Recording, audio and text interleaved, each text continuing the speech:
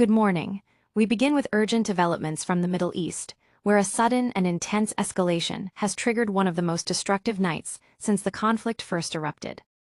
What unfolded over the past several hours signals a dangerous shift in strategy as attacks moved beyond traditional military targets and struck at the heart of global energy infrastructure, raising alarms not only across the region, but around the world.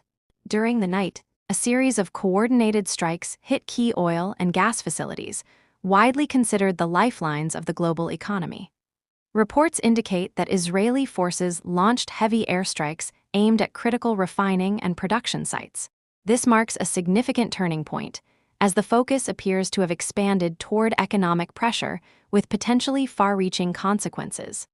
One of the most serious incidents occurred in Iran, where a major petrochemical facility at the South Pars gas field was struck.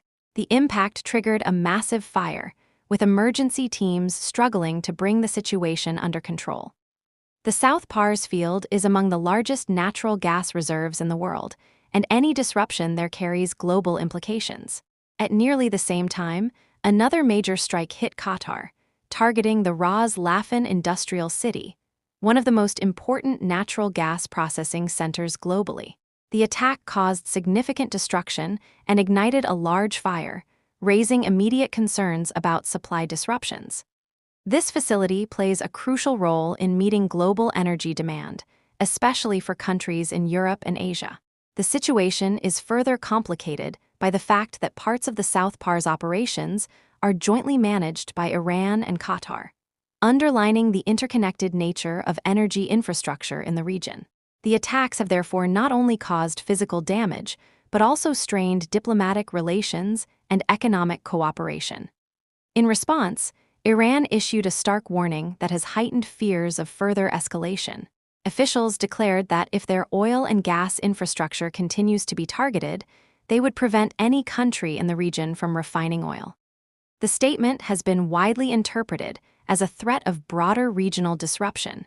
Shortly after, Iran launched a wave of ballistic missiles toward multiple Gulf nations. Prior to the strikes, evacuation warnings were reportedly issued to energy facilities in Saudi Arabia, United Arab Emirates, and Qatar, indicating a calculated and premeditated response. Air defense systems were activated across the region. In Qatar, officials reported intercepting most of the incoming missiles, though one managed to strike the Ras Laffan facility, adding to the earlier damage.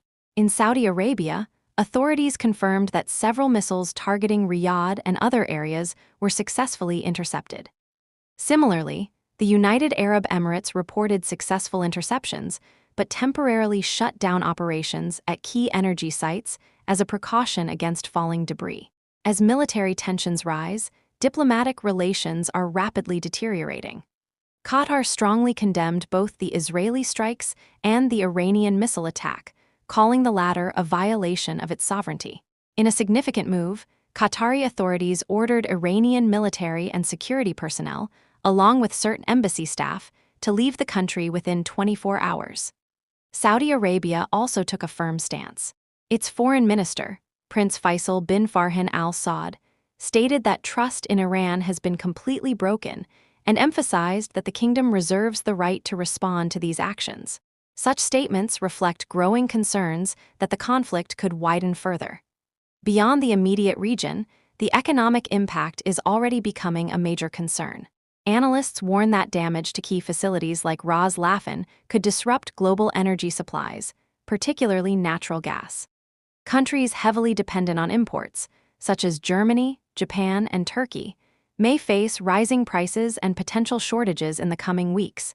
Experts are predicting a sustained increase in global gas prices, with ripple effects likely to be felt across industries and households worldwide. Attention is also turning to the strategic importance of the Strait of Hormuz. While the passage itself remains open, analysts warn that its significance diminishes if production facilities are no longer operational, effectively limiting the flow of energy resources. Meanwhile, political tensions are also emerging in the United States. A disagreement has surfaced involving Donald Trump and Tulsi Gabbard regarding Iran's nuclear capabilities. Trump has claimed that Iran is rebuilding its nuclear program following a 2025 military campaign. However, Gabbard presented a report to the Senate Intelligence Committee, stating that the program had been fully dismantled and that no rebuilding efforts have been detected.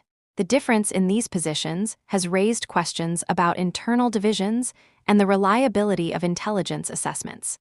During her testimony, Gabbard reportedly avoided directly contradicting Trump in public, citing time limitations for not presenting the full details of her report. As the situation continues to develop, uncertainty remains high. The scale of the attacks, the targeting of critical infrastructure, and the growing diplomatic fallout all point to a conflict that is entering a more dangerous and unpredictable phase. The events of this past night may mark a significant turning point, not just for the Middle East, but for the global economy and international security. For now, the world is watching closely, as leaders weigh their next moves and the risk of further escalation looms large. We will continue to follow this story and bring you the latest updates as they emerge. Stay tuned.